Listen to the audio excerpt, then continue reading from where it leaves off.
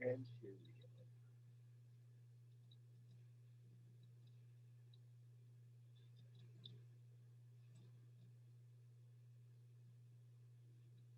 Right. That's muted. Hey, good morning, everybody. It is February 11th. With the hat. It is February 11th, 2020. My name's Sean Murphy, along with an amazing group of misfits. There must be some green on my hat. Look at that. It is Tuesday morning. I hope you're having a great Tuesday morning. I'm sure you are. How do I know that? Because you're already there. I would ask you to go ahead and send out your messages of joy, of gratitude, of thanks, sending out your three messages, making some space in the world for you to have more of what you want and less of what you don't. Good morning, everybody. Great to have you all here. The conversation we're going to have this morning is out of my notebooks, out of my journals. I was just one where I was with Harvey McKay and Lou Holtz. So there's going to be some. Lou Holtz is hysterical. That's the first time I'd ever seen him speak. Harvey I've seen speak before, but Lou is a hoot. He said, my wife, he says, I don't pray for her, I pray to her. She's a saint. It's just gotta love it. He says, they had a candle for me the other day. They had a birthday party for me the other day. The candles cost more than the cake. He's hysterical. Hey, good morning, everybody. Hope everybody's having a great day. Let me just look at the. Good morning, Stanley and Conley and Paulette Roy. The Roys are in the house. Very dear friends of mine. For the last 26 years, they've been in this profession. Probably a little bit longer than that, but 24 years, 25 years with the same company. Talk about amazing folks. Good morning, Brianna and Leo and everybody. Great to have you all here. Let me just take a peek here. There's Dana. Dana is in the house. There's Latoya and there's my peanut Angie. And there's Shammy and Manny. Some of you may not remember this, but it feels like was it Romper Room where she looks through? Oh, look at you. Pink Rope Lady's got some glasses on this morning. Who was it that? Who was it that was it Romper Room where she looked through the magic mirror? I see Shammy and Latoya and Connie and Ron and Jasmine. Good morning, everybody. Well, one of the things I'd like to do today, again, is have a conversation. I'm going to pull just going through some of my notes this morning. And we'll do that. Well, I was it was December 8th, so it's not too old of notes. December 8th was a Saturday. I'm guessing because the Friday I wasn't able to make it to my mastermind with Kyle Wilson. And they said, they start off, what did you learn yesterday? What were some things that stood out yesterday to you? And somebody said this quote from Timothy Keller. He said this, to be known but not loved is our greatest fear. To be known but not loved is our greatest fear.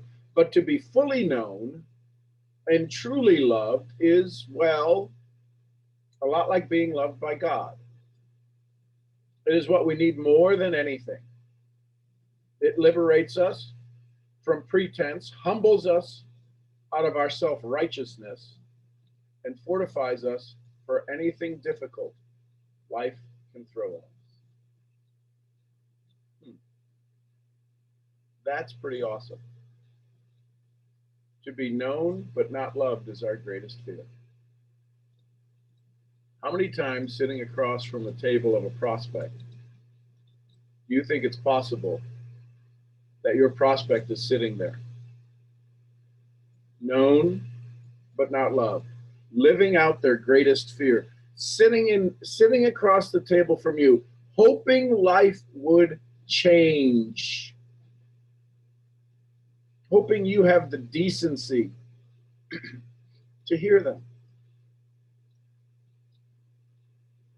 but to be fully known and truly loved. See, that's what I love what this profession can do. When we hear Shammy talk over the weekend, and she's just raw and real, and we all fall in love with her. She's becoming known to us. When Monique tells her story, and we're all agape and all aghast if you saw her picture on Instagram. And you're like, say what? When we hear Heather Love's story. And we're like, you gotta be kidding me. But to be fully known and truly loved, well, it's a lot like being loved by God. This profession provides that. The professional side of it, the scammy, cheesy, get them in, get them out. I got them, I get them. Not so much. That's where a lot of this is going to hurt. A lot of leaders that go through this business that change companies more quicker than I change underwear, and I do that pretty often. To be known but not loved is our greatest fear. How many people are on the verge of being known, but they really don't want you to know them, so they've got to leave? How many people can't put up, can't stand the test of being loved? That just downloaded to me. Why can't they stand the test of being loved? Is it because their old story? They think people are going to think less of them because of their old story? How many of you have ever had somebody just absolutely crumble in front of you and look to you and say, I don't know what to do next? I know a bunch of you have. Isn't it that moment, that total vulnerability, you kind of, sort of, maybe like fall totally in love with them or fall totally in like with who they are? You get to see what Paul Harvey used to call the rest of the story.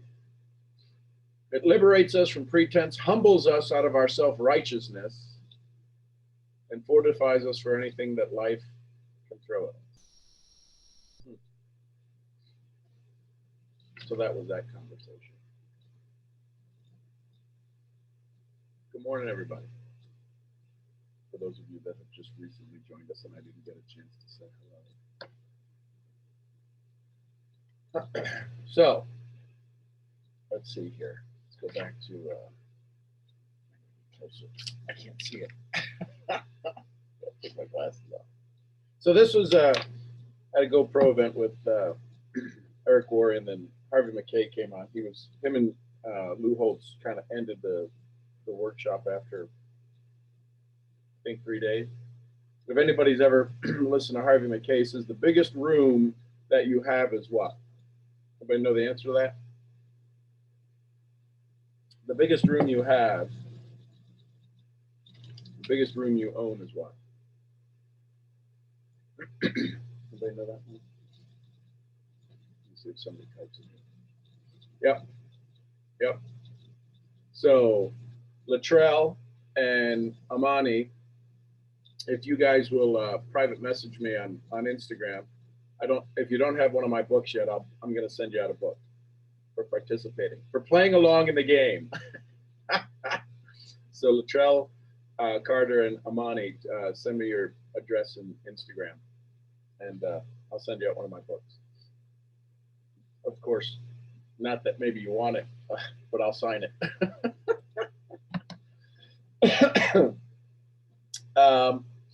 Let's see here. See, that's what happens sometimes when you participate. You don't know that there's a reward out there. Let's see here. If you only had 3 minutes, with somebody, what would you say? If you only had 3 minutes with somebody. Yes, Angie, you do, my love. I love you. And there may be chances for you also to participate. The rest of you amazing souls. If you only had 3 minutes with somebody, what would you say? Now listen carefully. If you only had 3 minutes left, what would you say? Same 3 minutes. Change the way we look at things. See, all too often we set up a presentation based upon the time we have. What if it was the only time we have? How many times do you make a presentation to somebody and that's all you get from them? That's the only time you'll ever see them. Could you have done better? Could you have been more present? Could you have been less pretentious? Could you have been less scared? I don't know if any of you have ever held somebody who and they died in your arms. I don't know if any of you have ever held somebody in your arms that wasn't family who died in your arms.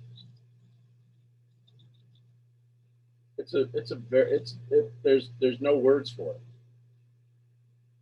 I worked in an industrial atmosphere in one of my previous lives, like from the age of 14 to 30. I was in the industrial world. I mean, big, heavy industrial world, not like, garage door openers and can openers. It's a crazy experience. And to know those are the last minutes, to know that at any moment it goes away. What does this have to do with building our business? Be more present. Be more present. When you say things, when you see people on the street and you say things funny about them, sarcasm in front of them. There's two ways to have the tallest building in town. Build yours bigger or tear other people's down.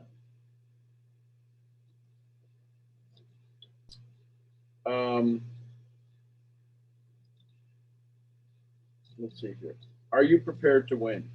Tony Geary, who's Mr. Presentation here in Dallas, does some amazing trainings with. He works with CEOs of major 100 companies. He's a cool guy. People used to come to his house before he moved.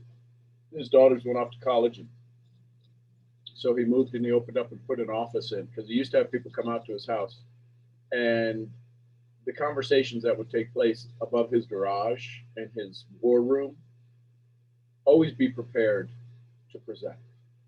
You're always presenting if you don't know that, right? When you do your lifestyle photos on Instagram or Facebook, you're presenting. When you're doing when you're doing anything in the public eye, you're presenting. So are you always ready to present? Are you always able to give somebody a story that will move them in a similar fashion to create your net worth? You realize that, right? If your net worth determines the size of your net worth, what is your network doing with you now? Where's the income coming from your network? Your 20,000 followers, your 18,000 followers, your 2,000 followers, your 6 posts. Be ready to present. If you're going to put yourself out there to be followed, make yourself follow worthy. How can I enrich their life? Harvey McKay would say, expect nothing in return. 2 times in life, you're alone. Just before you die and before you make a 5-minute speech. So the question then becomes, what do you do in those moments? The 2 times that you're alone. Who do you have conversations with when you're alone?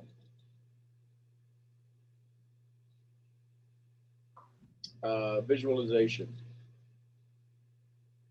Most powerful way to achieve your dreams and personal goals. Does anybody, so let me ask this question. Does anybody have any challenge visualizing? See, it's one thing to say that in a presentation. It's another thing to ask the question. Does anybody really have any challenges? Okay. So, visualization. Let me show you how you can visualize. The challenge is you think that there's some magical thing when we hear this word visualization. Everybody who has a challenge visualizing, Do me a favor, close your eyes for just a second. I want you to think about the room you're in. I want you to picture anything that's on the wall. I want you to picture what the floor looks like. I want you to picture what the table looks like, or the chair looks like that you're sitting in, what the desk looks like, or the table looks like, or the across the room, what does it look like? Picture your car or the bus that you ride. Picture the last place you ate dinner at. So you're visualizing. The challenge is that you're visualizing a place you've been. Here's the great thing. If quantum mechanics is true, and I believe it is, if the quantum field is true, and what is coming to us is unlimited possibility, the challenge that people, that I find when I have conversations with people, the challenge they have in visualization is that somebody told them their dreams aren't worthy.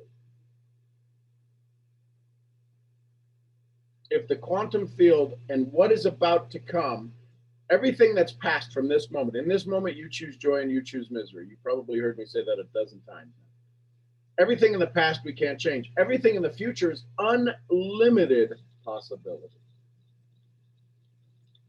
In the moment that's coming to us, joy or misery? What's coming to you? Joy or misery? What's coming to you? Joy or misery? This is happening every moment. What's coming to you? What's in this moment? What are you choosing to receive in this moment? Joy or misery? You make that choice.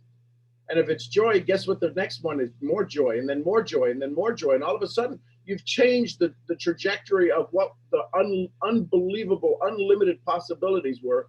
They're now joyful. Now, what do you do with it? Monique put a little exercise here. All of these things, we're all amazing teachers. We've all got great opportunities, experiences.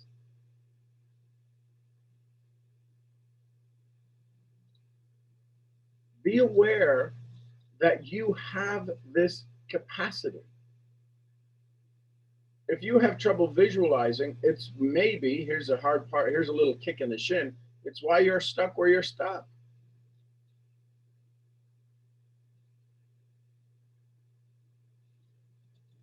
Visualization. This is Harvey McKay, the most powerful way to achieve your dreams and your personal goals.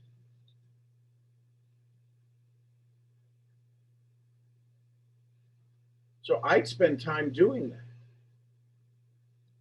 Let's spend the next minute. I'm just going to start a little timer here. Let's spend 60 seconds and you just visualize your days. Just start with your day. Visualize the next hour. What would the next hour feel like for you? What would the half of till noon look like for you? You kind of know what you're going to be doing, where you're going to be going, right? Maybe you don't have any schedules or something, but you're going to do something. So for the next minute, just sit quietly and visualize.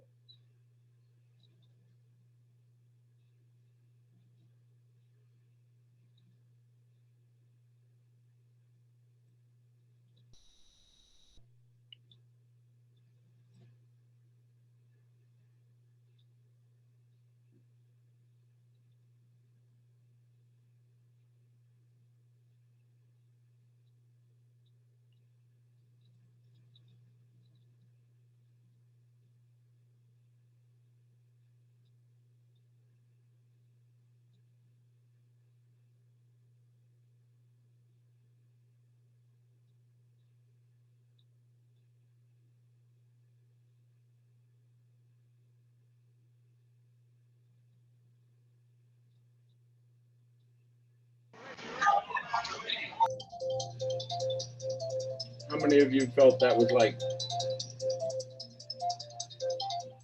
How many of you felt like that could have been an hour?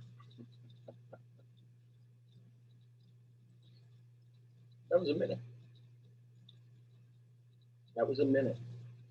And here's the thing: if a minute of silence, a minute of just being aware, gets you going, it's like, that was a minute.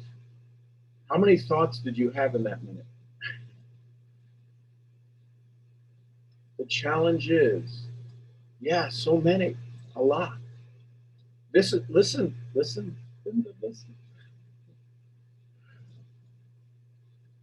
That's happening even as you're listening to me.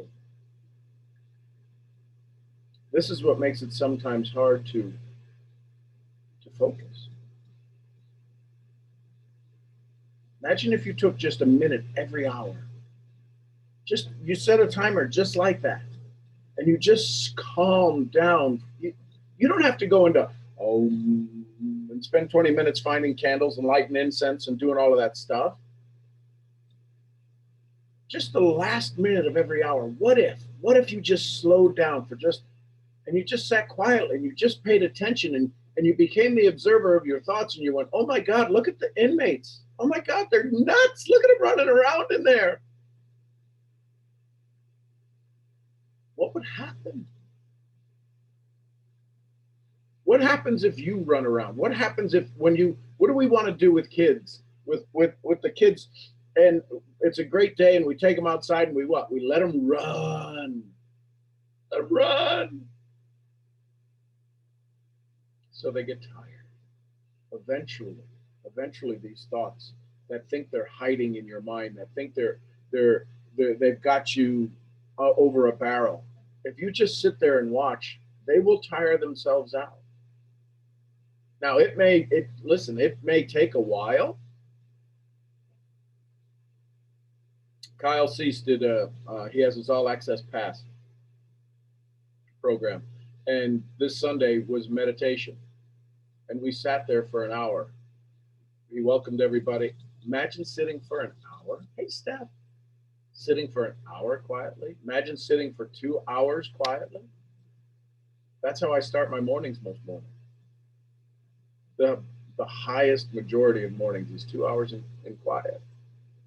Now, listen, I got to tell you, I was one of the first ones to say 2 hours?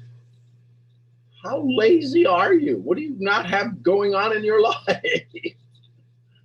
But what I realized was that was totally necessary to sharpen the saw.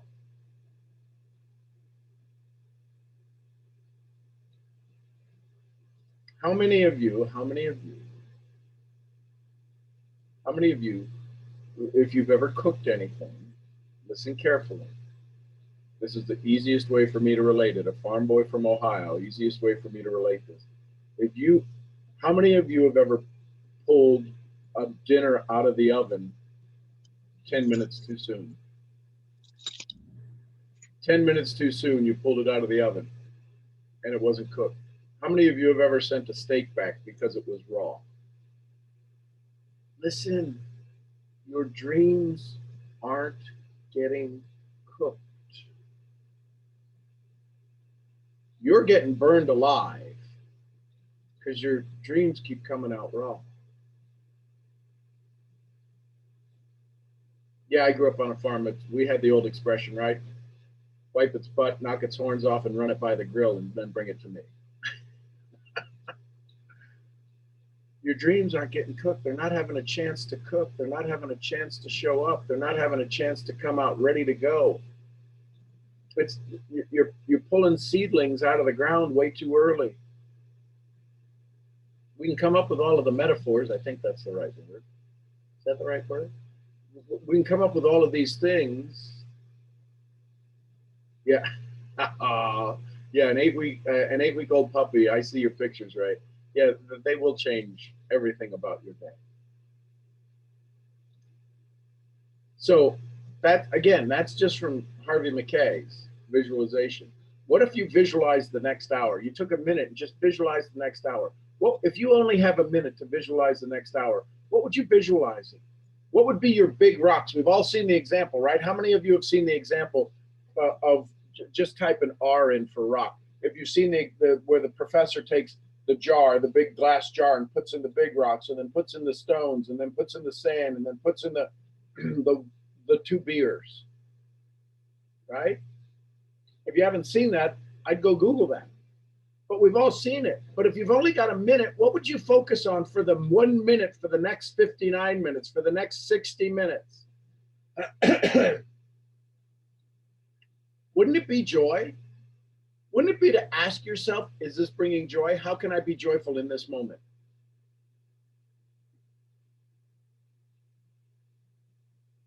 Right? How many of you would look at having to wipe somebody's butt as like, oh my God, that's disgusting, unless it was your baby's? I used to laugh.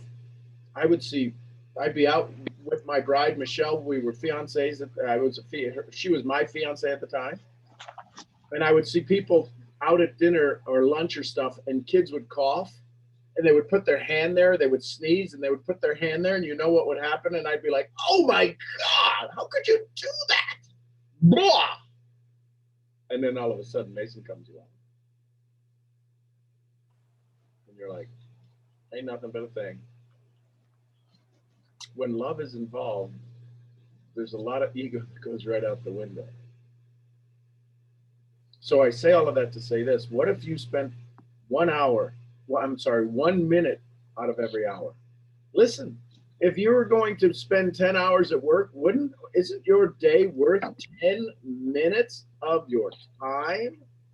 Isn't it worth the chance to be able to say, I choose how I live at this place of work, at this place of worship, at this place of fill in the blank? Isn't your day worth 10 minutes? You waste 10 minutes anyways trying to figure out how to not be so ticked off. Why not spend 10 minutes how to be so turned on?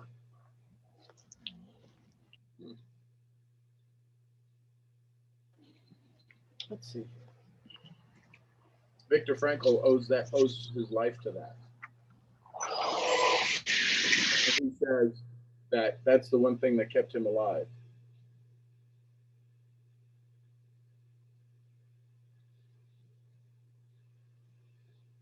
Let's see here. Find a creative way to stay in touch. We do that with the morning messages a little bit. Find a creative way to stay in touch with people.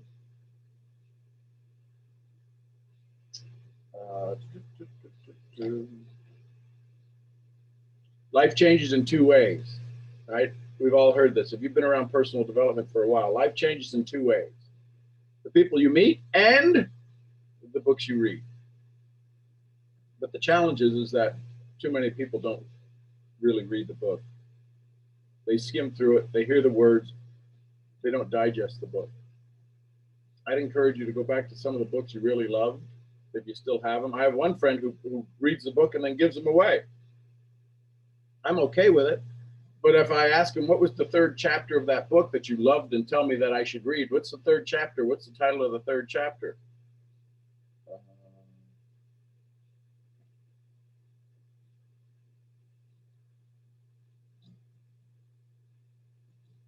Let's see here.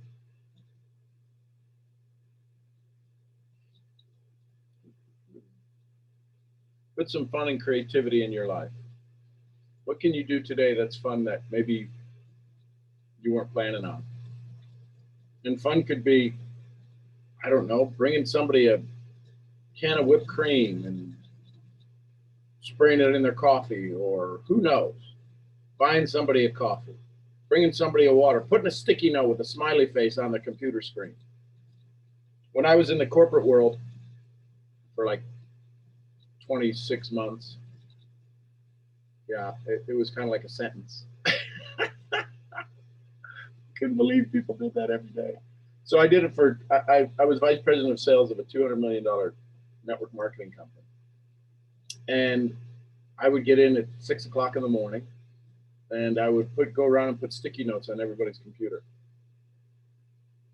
And people absolutely loved it. Some of the girls would have their wall with all the sticky notes. Like, why do you save those? Nobody's ever done that before. It brightens my day. And when you're traveling, because of course I was vice president of sales, I would travel a lot. That was in those 24 months. In one of those years, actually, I became, what would you call it? The platinum advantage in like 3 different airlines. There was a lot of travel. Anyways, put some fun and creativity in your day. If there's somebody in your house that you love, tell them you love them. No, Harvey was funny. When he came out, everybody was clapping and cheering him and everything else, and it was a sitting ovation, right? Usually you don't give a standing, you only give a standing ovation when somebody leaves sometimes, or anyway. So he says, "Thank you for that sitting ovation." He says, "I'm afraid of a standing ovation because they can run away. They're already standing; they can run away." See, that's what I'm talking about. That's years of experience to where you can just have fun with people. He's got a book that's out. You may want to check out his latest book. We're all trying to make sure that he becomes another one, another New York bestseller that he has. Let's see here. Then this gets into um, Lou Holtz. Lou Holtz says, people who say let's protect stuff, if you're saying let's protect stuff, you'll be dying. You can't protect it. You're either growing or losing it. But when you go into trying to protect stuff, how many of you are trying to protect your check right now? How many of you are trying to protect your team right now? It's dying. It just is. Um, who do I have to work with to win? See, when he became the coach and the team wasn't such a hot team at the time,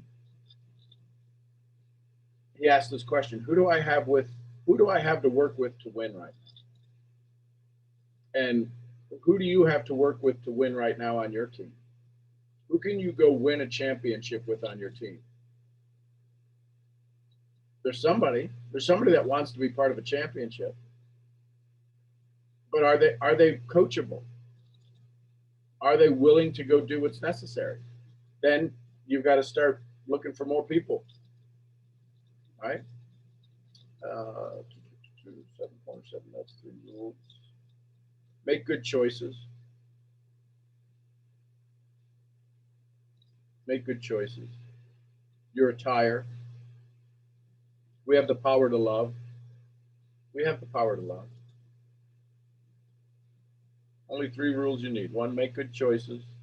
We've got the power to love. Your attire. Better chance to catch my attention than it's better. It's better chance to catch my attention than a cold from me. So dress appropriately. Happiness is nothing more than a bad memory. Y'all get that? A bad memory. The reason that you're happy now is because it ain't happening now. You gotta love these guys. Oh my gosh. Um, let's protect. Quitting is a permanent solution to a temporary situation.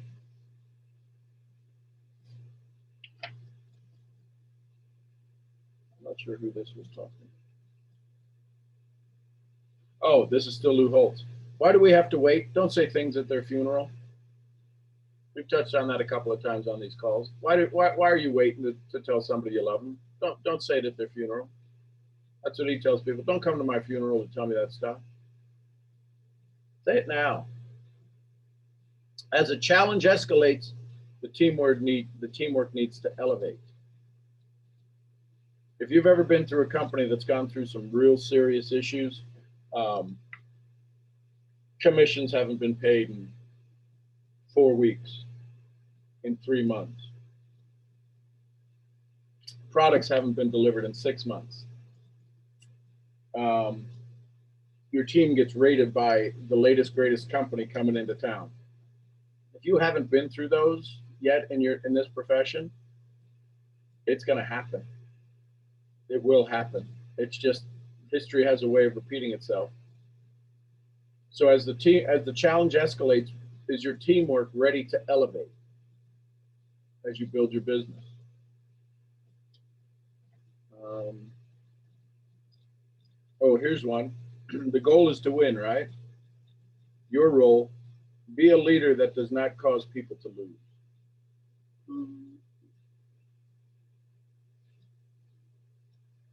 Develop love for your team. We talked all the time about developing trust. Do things to the best of your ability. You never attack the performer. Well, here you go. You never attack the performer, you attack the performance.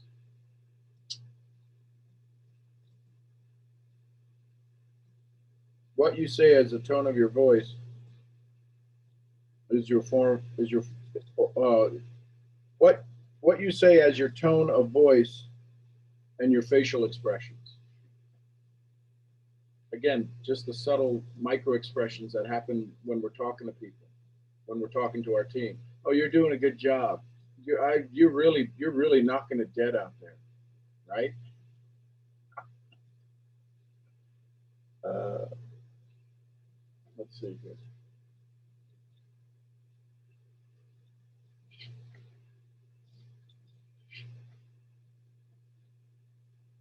What future have you walked away from?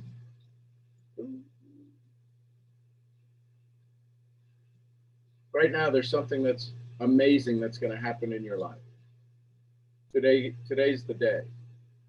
Today's the day something incredible is happening in your life. What distraction might cause you to walk away from it?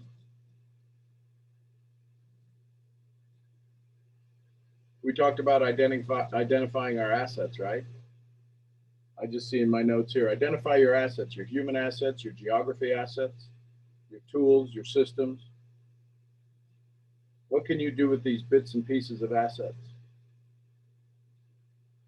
Talk to leaders. Give me 90 days.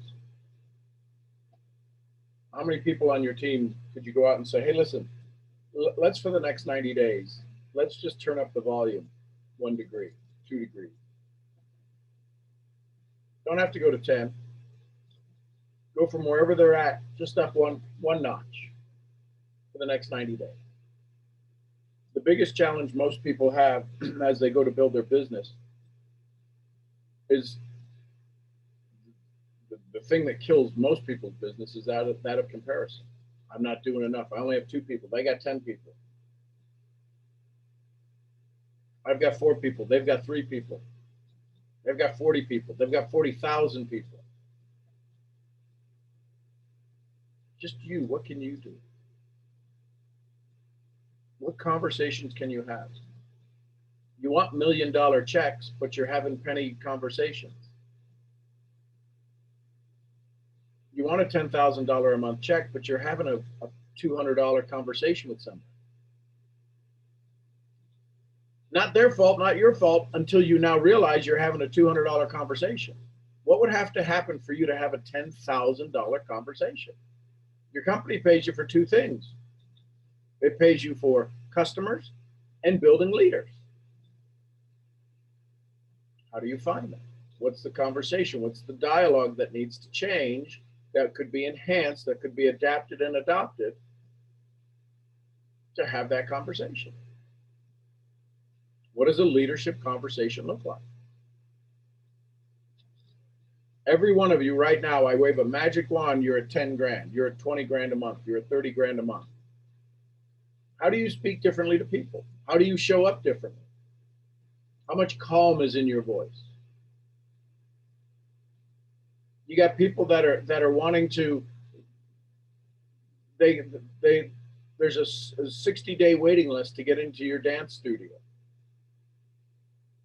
How do you think they would act? Listen carefully. There's a 60-day waiting list to get into your dance studio.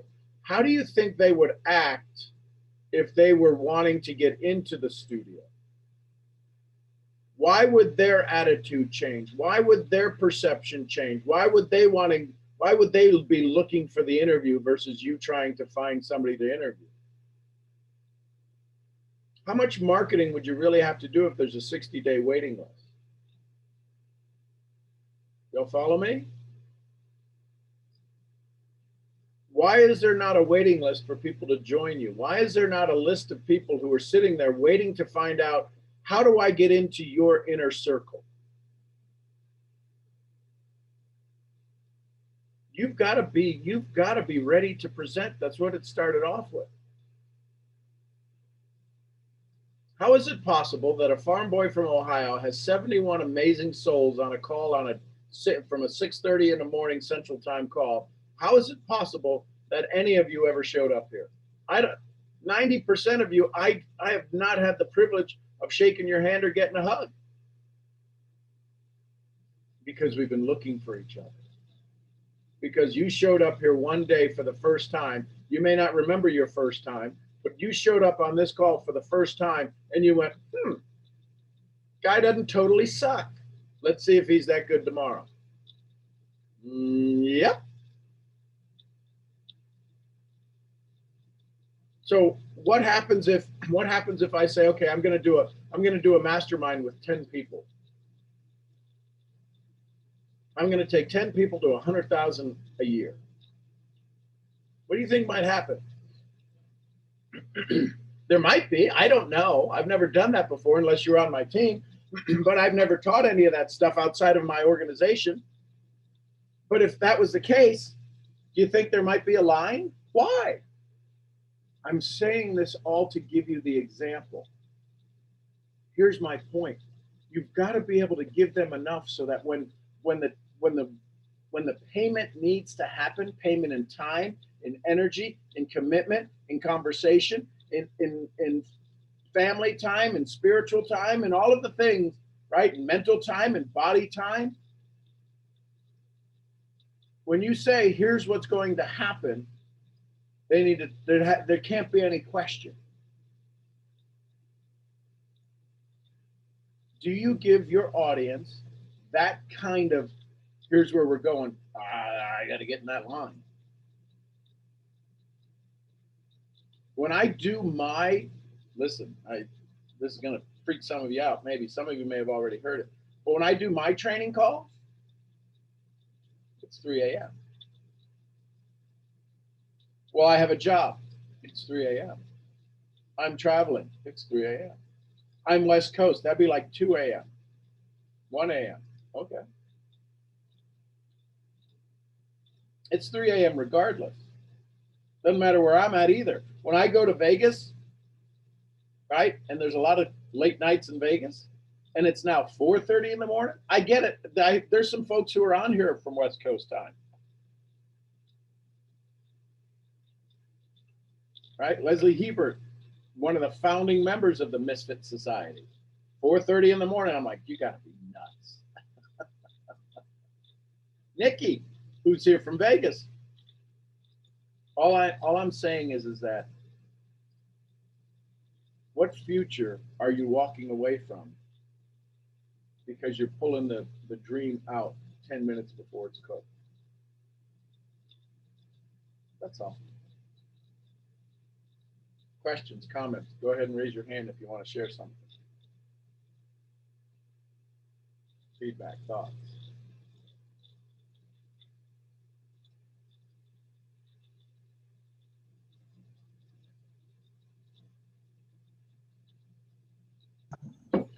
Sean. Hey, good morning. Good morning. So something that I really liked that you spoke about was like visualization. I can't even say that word. But when you were speaking, I'm like the power of it and how much it can like bring you to that next level, not only with just your business, but just with yourself overall, visualizing everything that you want. And I've been thinking more and more about like the importance of it and how to include it in my day. And one day I sat down and I was talking to somebody. We got on the topic of visualization. And he brought up how he knew an individual that could play chess with his eyes closed. He knew every move, everything. He played with somebody else as well. They didn't have the chessboard or nothing. They were just playing and typing out the moves and everything, which really I was like, wow, we hold such power that we can actually see the chessboard. They could see the chessboard right in front of them and they know every move. So as I thought about it, I was like, okay, I'm gonna challenge myself. And me being a medical student, I want to visualize every system in our bodies. So when I'm there as a surgeon, I could just envision it without even having to think about it. I just close my eyes and I just want to see everything that's in front of me. And I never thought that our power could be to that extent. So when you brought visualization, that's like a confirmation for me, because as I thought about it, I'm like, okay, I'm going to do this. But, we cannot think about the how. We just got to do it. So, but with this, with me envisioning how our system works and everything. Like one of my specialties I'm interested in is neurology, because I love the brain, I love the mind. I just want to learn everything out of it. And I would love to do research and just really help individuals that this is your strongest asset right here, your mind. So that's one of my goals, is to like start visualizing the nervous system, everything that I need to learn to make me a successful surgeon later on once I get to that point. So I think it's really important that you brought that up for all of us to really notice the importance of visualization, because we already have it. We see it, we feel it, is right there. And I think that passes a lot of people's heads, because getting that experience where you can close your eyes and just feel everything from the smell, the touch, or whatever you're going to do. Like my favorite moment I had with you was when you told me to close my eyes and envision myself in a surgery room. And I could never forget that day. And I still remember it and I still picture it. I was crying. So it was truly amazing. So thank you for like emphasizing that part of visualization and how important it is and how crucial it is for us to just move on and really grow from it. So thank you, Sean. Well, you're welcome. And here's the thing that's important. We all visualize. The challenge is we're not aware of our visualization. Sometimes our memory that keeps us stuck, that says we're not good enough, tall enough, strong enough, light enough, dark enough, hair straight or curly or whatever, comes from our memory. All of the time we spend in our memory is visualization, because it's not happening now. But we tell ourselves that's the story. So here's the thing: if I hold up an apple in front of you and you close your eyes, you still see the apple.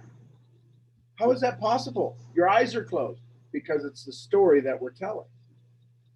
So this idea of visualization, smell is very important. Taste is very important. That's why we can eat a piece of apple pie or a piece of tiramisu or a piece of or some rice pudding and instantly be transported back to a childhood. Yep. Like we have sensory experiences without using our senses, which is amazing. It was creepy at the first time. I ain't gonna hold you. I was like, whoa, I could feel it without even touching it, smelling it, nothing. So that was like a big breakthrough for me. So if we spend more time doing this, sometimes Yes. the programming that happens to us is that we're supposed to be busy all the time. How much strife, how much poverty would disappear if we just sat quietly and we paid attention? We would come up with charities, we would do things, we would create organizations, but we're so busy and we don't have time for that, that we wind up not coming up with a solution for that. So I would encourage us to take some time to breathe, to become aware of it, change our status, change our status, and change our energy. Imagine if people walked around happy all the time. What would happen in this world? It will rub off on everybody. How much cooperation would take place as opposed to competition? It's why I love our profession. We're a profession of cooperation, not competition. The second you have competition, you are literally kicked out of the society. Doesn't matter who you are and what company you're with or how big your check is. When you go into competition mode, right? People stealing people, oh, I didn't know that was happening. That kind of crap that happens in our profession. You're gone. You cannot last in this business model when you get into that competition mindset. So I'm glad that's stuck with you. Yes, I always will. Awesome, my love. Brittany, good morning. Good morning. Good morning. So I'm actually, so it's funny because we were talking. Can't quite hear you. Oh, okay.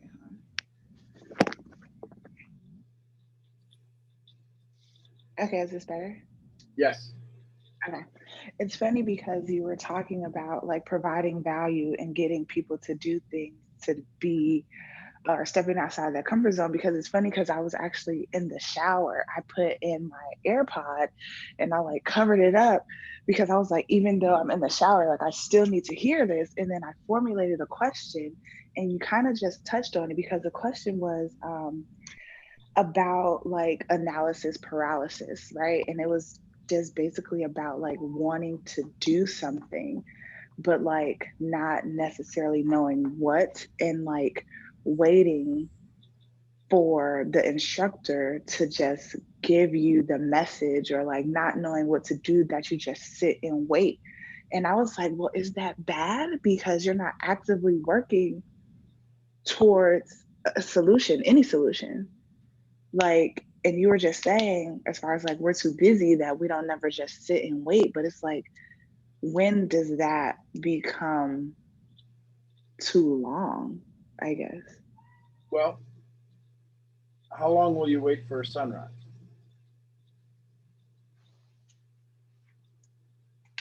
12 hours How long will you wait for the perfect sunrise?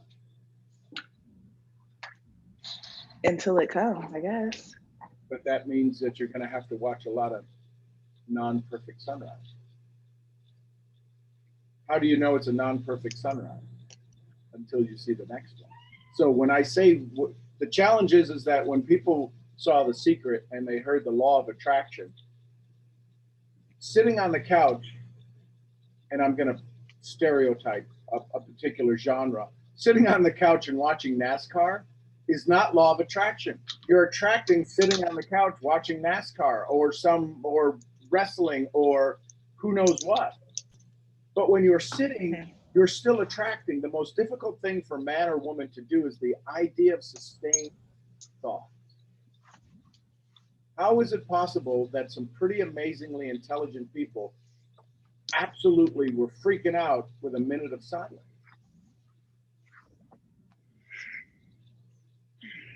We have lost complete control over our senses because of this constant.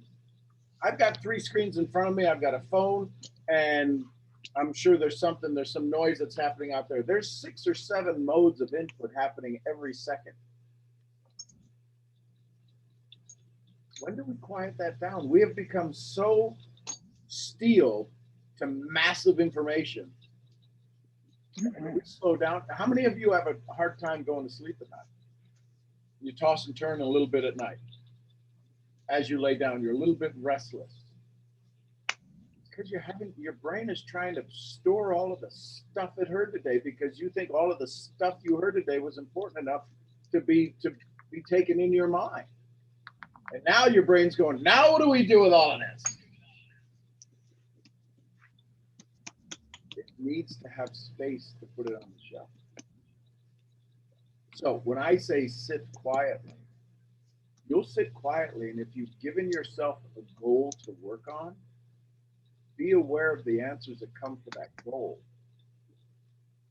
It's about being able to let stuff show up. Imagine listen to this, if $1 million was out there chasing you around and it's got to go every place you go in your mind, in what century do you think it'll finally catch up with you? You follow me? Does that make sense? That if it's got to touch every point your mind goes before it gets to you, and it has to go to touch every point that your mind has ever gone on. When are you going to slow it down so that it can finally catch up?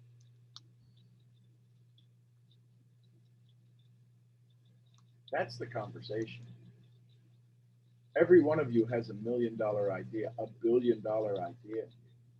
If you look at some of the people that have created multiple hundreds of $1 million worth of companies, and you're like, how could that knucklehead do it? It says it in Science of Getting Rich, Wallace D. Wattles' book. There's blockheads who get rich. There's smart people who get rich. It's not about doing certain things. It's about doing things in a certain way. How is it that you can have 48 different kinds of lasagna? 38,000 different varieties of pizza. And this thin crust is better than that thin crust. It's not about doing certain things. It's about doing things in a certain way. And if your solutions that you are currently experiencing right now aren't what you want, you're doing things in a certain way. Doing it faster, doing more of it, doing it with more conviction and more determination, and going to get a tattoo for this conviction that you have about whatever it is, then you're going to change it. It's not about doing certain things. It's about doing things in a certain way.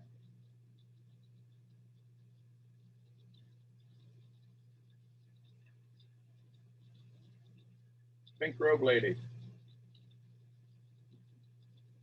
Morning. Good morning. Had some interesting awakenings here. I was that lady that could never fall asleep because it took me an hour to go to sleep after I laid down on the bed because my mind would race. And it wasn't until just a minute ago that I realized that it does not take me but minutes now to go to sleep because my brain's not racing. And I attribute that to being able, going through all this learning and being able to slow my brain down, that I got another visual of what it looks like to do less and become more. And this is where the magic happens. This is where the unexplainable happens. Because when you first told me to do less and become more, like I looked at you like you had 17 heads. I'm like, I don't understand. You're crazy. That's weird. But now I'm understanding it more and more because as I do less, there's room for more to show up and more of the right things to show up. I have some pretty interesting notes from just listening to you today. And I've got all these questions to just sit with. I don't know, my mind is kind of trying to put all this together. And it just keeps going back to when I do less, I become so much more and so much more comes to me. And I was listening to some of this, and yesterday you and I talked after the phone call, and yesterday or night before last and last night, I ended both my nights with a visualization. And I have a whole nother journal. I have like 17 journals, I think. I don't know. I have a whole nother journal that I wrote down, and I wrote down what it will feel like for the next event in my life that I want to happen, what it looks like, what it feels like. And I go to sleep on those thoughts, and it puts my brain in a place to where I'm just thinking that one way, but I'm using quantum physics the whole evening while I'm sleeping because I am doing exactly what Angie said, which was using all my senses without having to be at the moment. And I think that's huge. That's a way to go from a little East Texas mama to being on a stage somewhere in front of people that everyone would say I haven't earned the right to be in front of because of quantum physics, because of that jump. And when Angie started talking, and of course she started talking about the body, and that's my jam. Someone starts talking about the body and the body systems and all. And she was talking about how she could, someone was playing chess and then how she was thinking about the body. And instantly my mind went to this. One of my favorite classes in my graduate degree was musculoskeletal class. And it was a class that I actually made a straight 100 in. I made nothing less than 100 on every paper and every test. And I loved it because I had to understand the origins and the insertions of all the muscles and the bones. And when I understood where things came from and why they came from where they came from, it made sense as to what action they created. It made sense as to what antagonist was working against them, but at the same time, it wasn't working against them. It was keeping them in a place to where they worked properly. And as Angie began to talk about that, my mind started racing with that. And I began to think, what in my life have I not understood the origin or the insertion of where this is supposed to be? And I've been nexting and going 900 miles an hour because I want to do more, do more, do more, do more, do more, get things done, when I should do less, understand where things are coming from, why they start where they start, what purpose they have, will explain why they start where they start, and where they originate from and where they insert from is going to tell me exactly what they're for.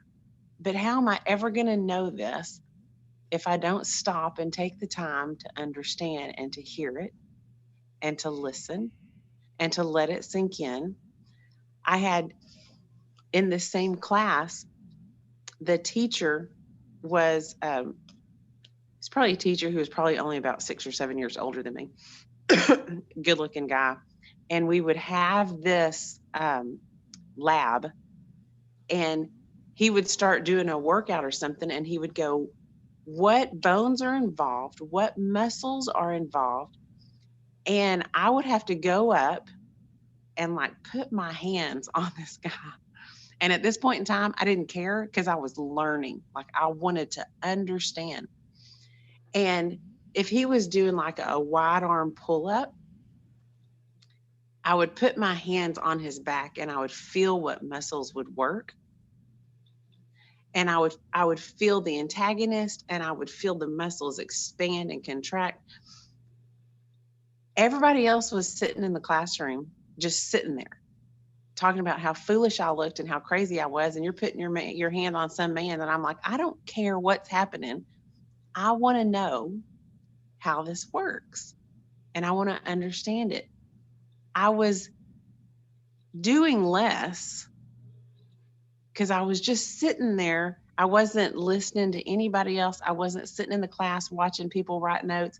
I wasn't even writing notes. I was doing less, but I was becoming more because I was getting this knowledge that was required to understand a bigger concept.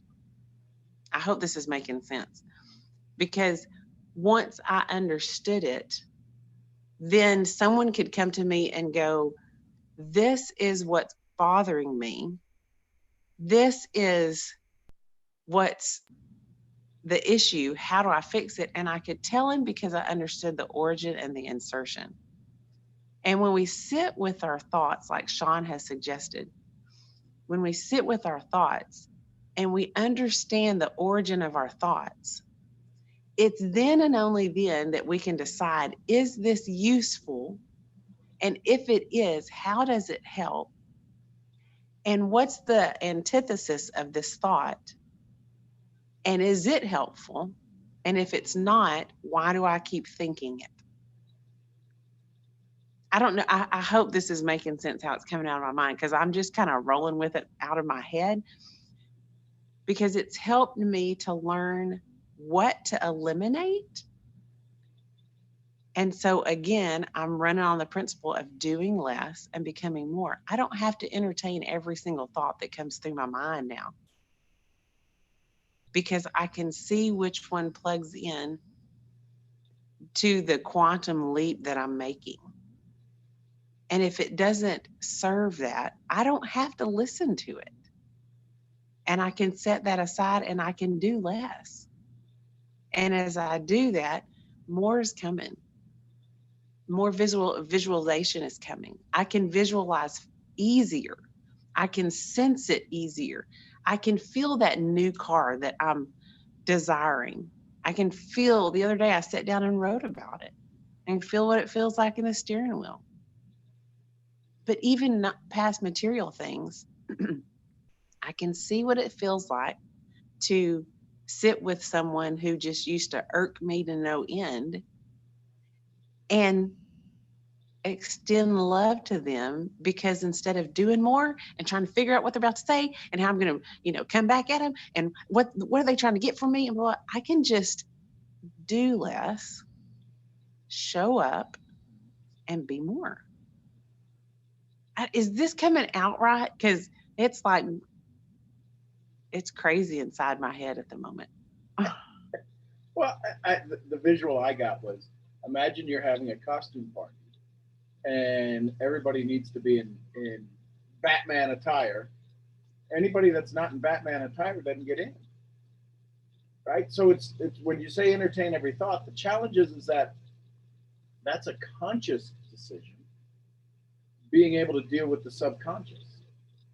14,000 words a minute, 70,000 thoughts a day. That stuff's going to sneak in there.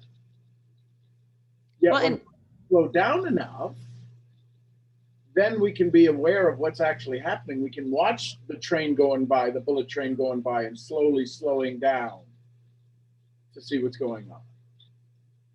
Wait, and you said something else that in my brain this ties together. I don't know if I'll make it tie together or not, but we're always representing something. As I sit across from somebody, or as I visit with somebody, or as I talk on the phone with somebody, whatever is going on inside of my head, I'm representing. For me, my biggest thing is, how do I represent God and Jesus to people? I'm doing it every day. If I'm, crazy, doesn't really make people want to understand this or hear me. So when we're sitting across the table from somebody, or we're sitting on the phone with somebody, or we're sitting on social media talking, what are we representing? And whatever we've allowed in our thoughts, whatever we're playing with, whatever we're entertaining, that's what we're representing. All the more reason to sit quietly at times so you can figure out, what is it that I'm about to represent? And is it something that moves me closer to the destination that I feel I'm headed towards? So some people wonder why they sit down with somebody and they go, what I've got is so good for them and it would help them, and blah, blah, blah, blah. Well, they probably didn't get it because of whatever you're representing inside your own head and inside your own heart. So can you humbly sit across from somebody and represent a better life for them? But you can't do it until you can humbly sit with yourself long enough to be quiet enough to weed out what doesn't need to be there. I don't know. That might have, maybe this conversation should have been after the call, like when I talked to you, because this is me real raw. So I don't know. So here's the good news. It made sense. And Okay. it's the formation of new ideas. It was think about it. Slow, deliberate, focused. You weren't really thinking about anything else that was going on. Mm-hmm. This is what happens when we start to birth an idea. It takes focus. And it is slowing down. It is doing less, focusing on a particular topic. So no, I loved watching it transpire. It wasn't watching a train wreck. No, absolutely not. The thing that is is Michael, we did last year, just after June, I think it was. I'll see if I can find the videos, but we did probably 12 hours on, we went by chapter of U Squared. It was a pretty cool conversation. I'll see if I can find the YouTube links and send those to you, or have somebody send those to you. Manny, you had your hand raised. You may have had to jump off. Good morning, Mr. Sean. Good morning, Manny. I had I don't know, a peak of curiosity, I guess you can call it. When you spoke about nighttime and our minds racing, would something like does that same thought process apply to kids, or are kids just kids? No, it absolutely applies to them. The brain operates the same whether you're a child or an adult. It has to store the information. And yeah, because the first person I thought about on that conversation, aside from myself, was my daughter. She's 7, and we try to put her to bed like at 8:30 because she takes half an hour to an hour sometimes to fall asleep. Yeah. And sometimes even longer. Sometimes it's 11 o'clock, and we just hear her like nicking at the wall or something. Like, Bella, you still awake? And she's like, yeah, I'm not. So it just kind of like piqued my curiosity if there was, I guess, something to help so she wouldn't go through that. So what does she do the hour before she goes to bed? What do any of you do the hour before you go to bed? Just to answer that question yourself. But what does your daughter do an hour before she goes to bed? No, we kind of just hang out. We don't really try and watch TV or stuff like that.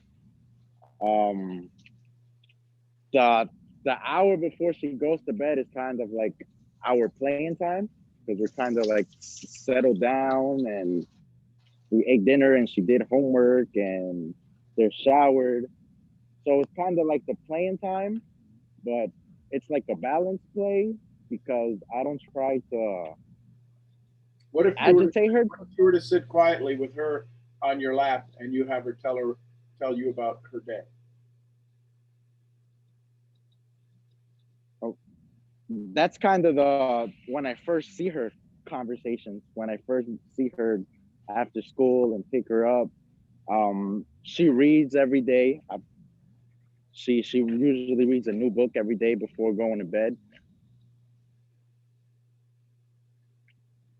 Okay, so she reads a new book before she goes to bed? Yeah, I go to the library with her at least every week.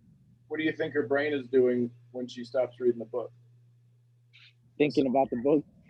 Yeah, a 7-year-old's child of imagination. She's actually creating a whole new story in her head. Not saying to not read the book, but maybe it's a couple of pages of the book. Maybe it's you telling her how much you love her. Maybe it's you pouring into her calmness and dreams, and you talking about your childhood of happy memories. As many as there are, as few as there are, whatever it is. The reality is that her brain at 7 years old is still absorbing, and it's starting to prune the neural pathways, because in the last 2 years she could speak 13 different languages if that was necessity for her survival. She's right now deciding what's important, what's not important. And her brain is trying to figure out what. And I'm not a psychologist by any stretch of the imagination. It's just a lot of reading I've done. But I would be curious to have her just tell you about her day, and you listen, and things that are going on in her mind, and thoughts that she's having. What's her creativity? What are things that she's thinking about? What are her visualizations? So leave those conversations more for the end of the night? Well, the conversations you're having, are you sitting quietly when you're after school having that conversation quietly with her? Or are you doing a bunch of other things and she's telling you? It's definitely doing a bunch of other things. Yeah, so it ain't quiet. So you haven't even had the conversation. That conversation is more for you than it is for her, so you think you're a good dad. I'm not saying you're not. This is, I love you. but you want to check a box off. Remember that question number 2, do I have your permission to make you feel uncomfortable? Yes, sir. You're trying to check a box off as a good dad. You're a great dad. But forensic analysis says that if she can't go to sleep till 11, there's something missing. Her brain hasn't had a chance to unload all of its stuff. So sitting quietly, skin to skin, touching her, feeling her heartbeat through your shirt, feeling your blood course through your veins. You sit there quietly and you hold her and you feel her heartbeat, her respiration, all at a subconscious level. And say, tell me about your day life. Her heartbeat makes me cry. I don't like to do that too much. But becoming fully immersed in her day and letting her unload, and you physically seeing yourself taking all of the bucket loads of information of joy and helping her identify it, helping her catalog it, helping her put it into. Ask her how many times she saw the color blue today. Yeah, that makes a lot of sense. Hey, Manny. Yes, ma'am. You said one thing that from a little girl's heart, because I'll always be my dad's little girl. You said you can't listen to her heartbeat because it makes you cry. Is that correct? Is that what you said? Yes, that's correct. Okay. So it's okay to do that. And one of the reasons it is when a little girl sees the man that, for all intents and purposes, at her age wants to marry, which is her daddy. When she sees him put his ear to her chest and hear her heartbeat, and it brings a tear to her eye, it lets her know how valuable she is in your eyes. And it's also a moment to where you can look her in the eyes with that tear and you can go, when you find another man that can hear your heartbeat and it brings a tear to his eye, then we might have found the right man. And until it brings a tear to his eye to feel and hear your heartbeat, you probably have to pass. So letting her have that moment, and because it's funny that you said that, because just the other day, my daughter was in my lap and she's 8, and I put my ear up against her heart and I could hear her little heartbeat, and I got a tear in my eye. And I told her, I was like, that I never dreamed I would get to hear my daughter's heartbeat. And now I can put my ear to your chest anytime I want to hear it. And she put her ear to my chest and she could hear it. And she would take her little hands and she would rub them on my neck to feel my pulse. And it created this moment. But how powerful could it be to create that moment with her daddy and see what it feels like to have a man be soft and gentle for a moment and to be brought to tears just at the sound of her heart beating. So I'm going to encourage you to set aside a little bit of that pride of not being able to cry and let her see you do that, because that's the kind of man you want her to have later on in life. Just a thought. No, you're absolutely, you made me tear up because just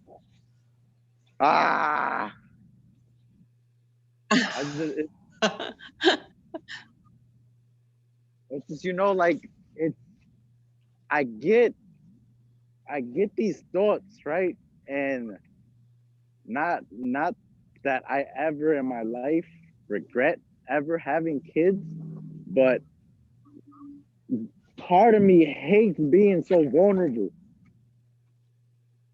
Like I hate being able to just that thought of just in my imagination hearing her heartbeat, it just like it makes me cry.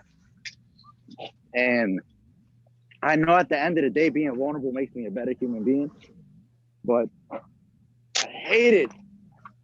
I don't hate it, but like that's the first thought process I get. Like wow, like why do you make me so soft? And I know that I was extremely young when I had my daughter, and I know that God gave me a daughter first to soften my heart up, and then he gave me my boy, because I received him with a different heart and a different mentality. As to oppose, if I would have received him first, and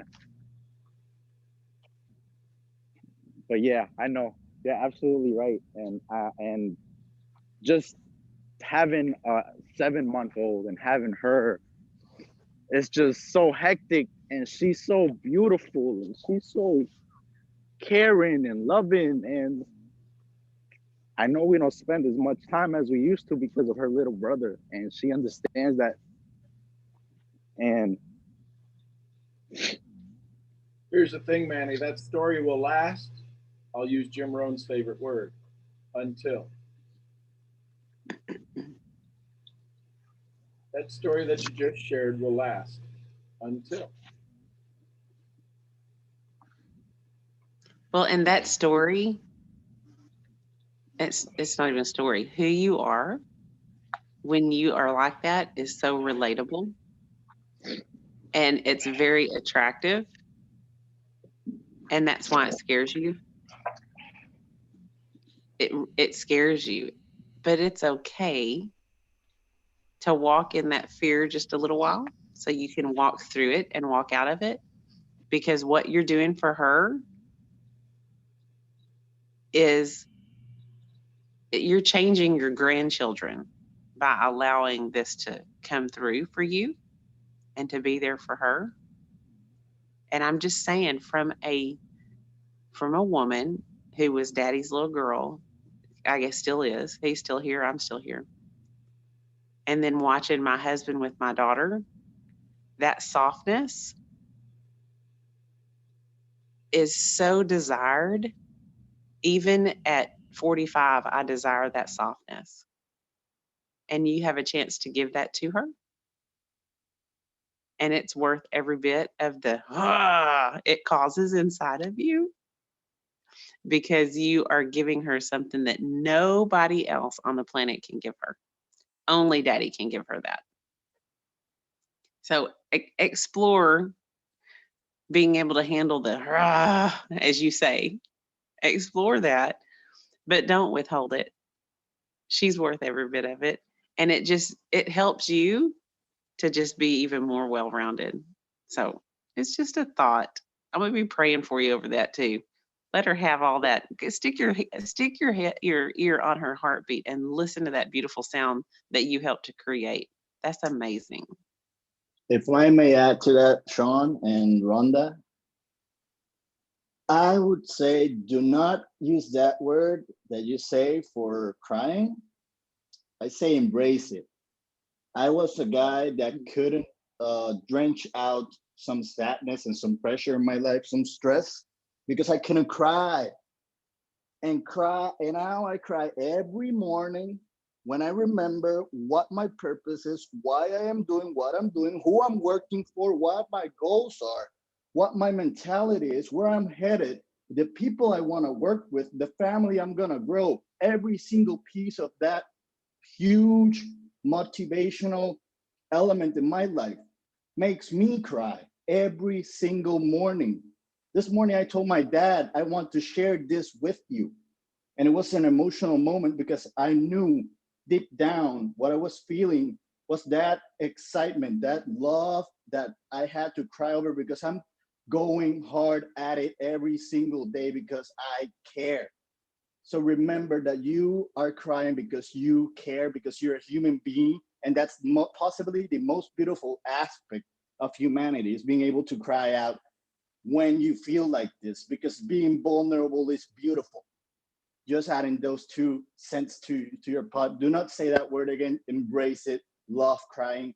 It will help you grow. That's awesome, Christian.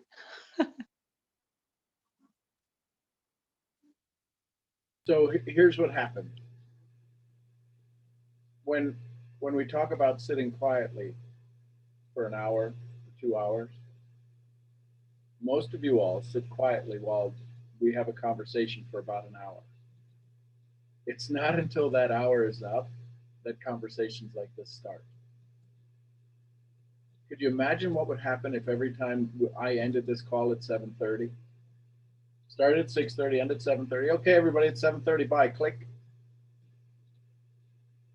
We wouldn't hear the love Manny has for his daughter. He'd know it.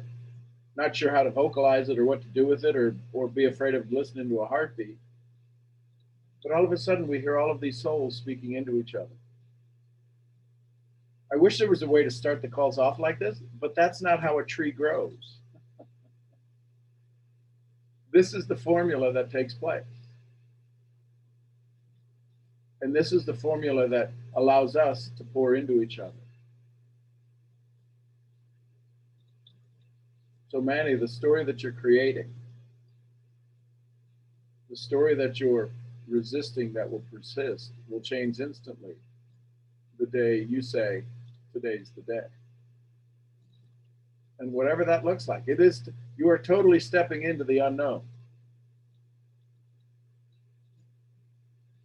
Because what you say that you despise, that you don't particularly like, is nothing about it. There's nothing about it that you don't like.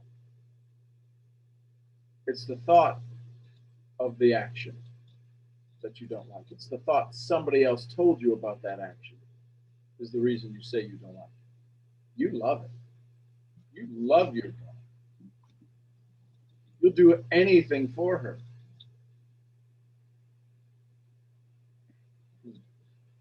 You're an amazing soul.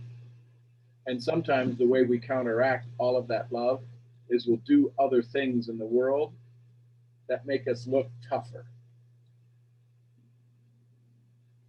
You're as tough I as love you, Manny. I love you. Thank you so much. Thank Love you. you, Manny. Gina, you got your hand raised.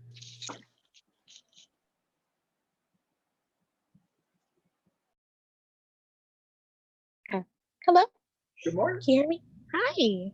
Good morning, everybody. So I kind of, I don't know if I had like an aha moment or something, or if like, God's kind of talking to me through people. But like yesterday, I got on the call and then you were talking about like stories, and I kind of only caught like the end of it. And then I got on your live yesterday on Instagram, and then I heard you talking about, sharing your story. And then I was on another call, and then somebody said the same thing, like, you have a story to tell, and why aren't you sharing it? So I'm like, is the God speaking to me? Is the universe speaking to me that I need to share my story? But I'm like kind of struggling on like, what is my story in a sense? Okay, so yes, the answer to the above is yes, and because your reticular activating system, right, the RAS, the reticular activating system, is what your brain decides it needs to look for. So somehow you listened to 3 different calls yesterday that all talk about your story. Best way to figure out your story is just start talking. Just start sharing. What's the beginning, the middle, and the end? It can go back from as your earliest memory to yesterday. Look up the definition of story, right, and see what that is, and then all of a sudden it's just because here's the reason that your story probably needs to be told is that you've got life experiences that only you've had that caused you to grow, and those are the stories we need to hear. Maybe you didn't have any childhood traumas. Maybe you did. Maybe you didn't have to deal with family issues that ripped your family apart for some time, or maybe still. Maybe you did. Maybe you didn't. But there's a part of you that the rest of the world hasn't heard yet. That will give another little girl, another little boy, another grown man, another grown woman the chance to say, I can relate to that. She has the courage. She got through it, which means I can. Because I've been like kind of feeling that, like, because sometimes I have conversations with myself when I'm alone, and like I hear like myself saying to myself, like, you need to like speak up more, you need to like share your story, like somebody can learn. See, I'm about to start crying, but like somebody can learn from the experiences that you've been through. But like I find it hard to like speak up sometimes.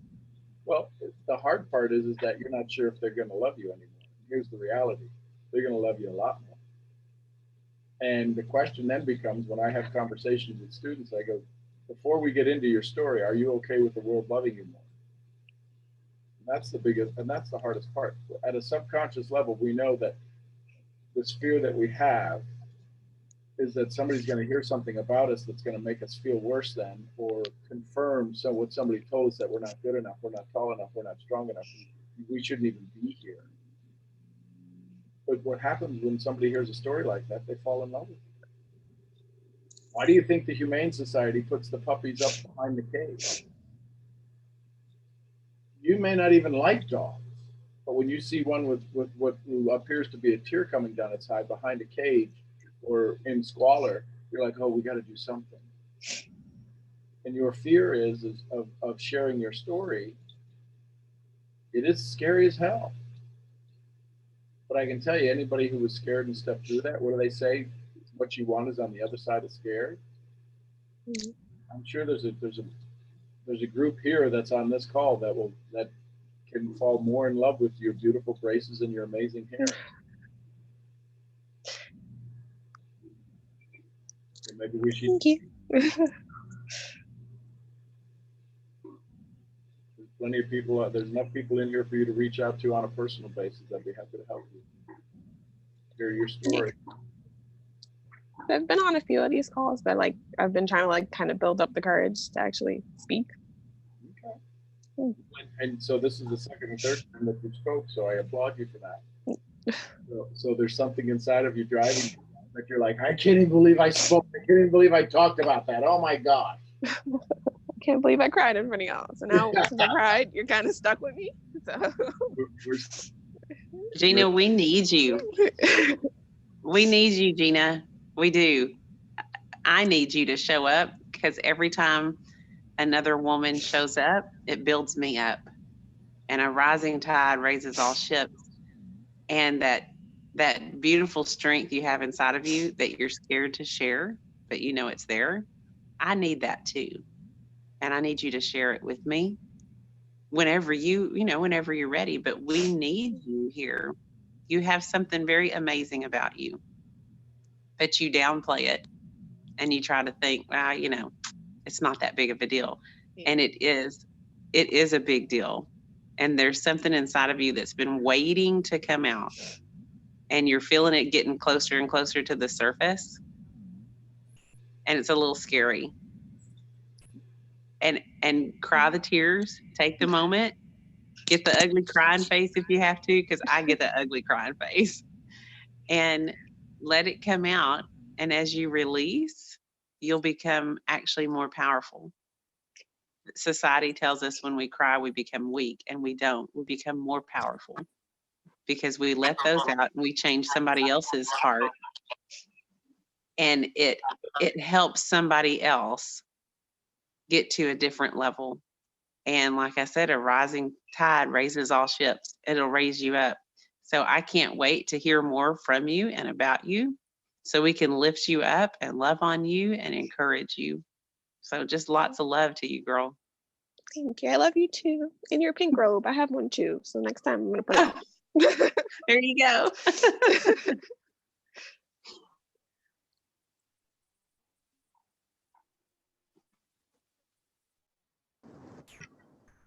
It's funny how these conversations, usually, no matter where it starts, winds up in love with one another. I'd say that's a call to humanity. Let's go share more. Let's go be more present for somebody. Let's be a space. It's as simple as it gets. Be a space to allow somebody to fall in love with you. Be a space to allow somebody to fall. Pick them up in love. Not your typical mastermind conversation, because this isn't a typical mastermind. Each of you are amazing souls. Each of you brings so much joy to the world. I'm just glad I get to be a catalyst, to be a part, to be a place to where all of a sudden something amazing happens. Because my goal in life is to be a better dad and a better husband. And watching what happens here on this call around the world, doing my best to keep my word to myself. Love you all. Appreciate y'all. Y'all give each other a big old love. I'm Sean Murphy. I'm founder of Mental Profits. I'll see y'all where? At the next At the event. next- Love you guys.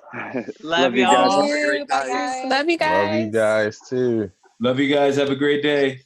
Y'all have a Have great day. Love you Have a guys. beautiful day, Misfits family. All positivity.